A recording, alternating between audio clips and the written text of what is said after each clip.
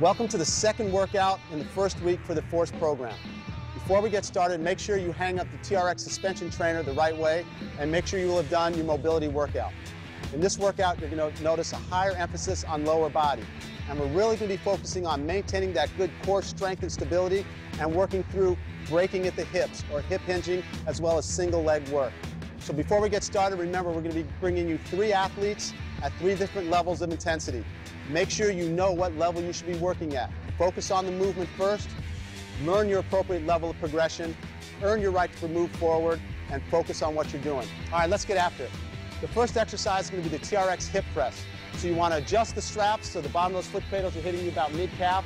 And another way to double check it is as you sit down on the ground, you want to make sure the bottom of those foot cradles are just above your toes when it's all the way down.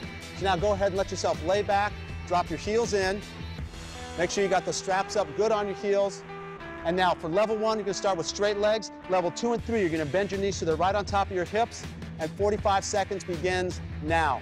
You'll notice level 1 is now engaging that core, and so that plank is moving up and down, but extending from the hips and hamstrings and getting that posterior chain turned on. Level 2, her hips are not resting on the floor each time, and she's coming up a nice good hip extension. You want to feel almost like you got a stretch in the front of those hips and driving from those glutes. Core stays engaged. Level 3, the hands are up for a little bit less stability. We're about halfway there. One of the common mistakes they'll make is as they come back down, those knees will wander away from the hips. So I'm going to stand right in front of David's feet right here, and now his feet have to stay in the same place as he comes up into hip flexion and hip extension, up and down. And now we make sure that core stays engaged and he's driving it from the glutes. You just got 5 seconds left. 4, 3, 2, 1, and down and relax.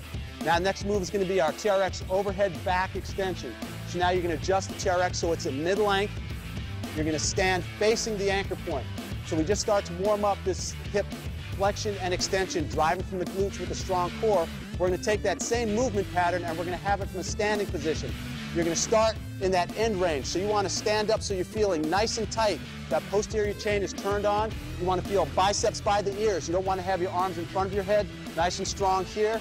45 seconds begins now. You'll notice our level 1 athlete, his hands are staying in the same place in 3-dimensional space, and he's just working on that hip hinge, going back into flexion and coming up into extension, really feeling that stress come from his hamstrings and his glutes. His back is staying flat because that core stays turned on the whole time. Level 2, she's getting those arms to drive up overhead, holding that top position. You see those scapular pulled down and back, breaking at the hips. So now she's going into shoulder flexion and hip extension at the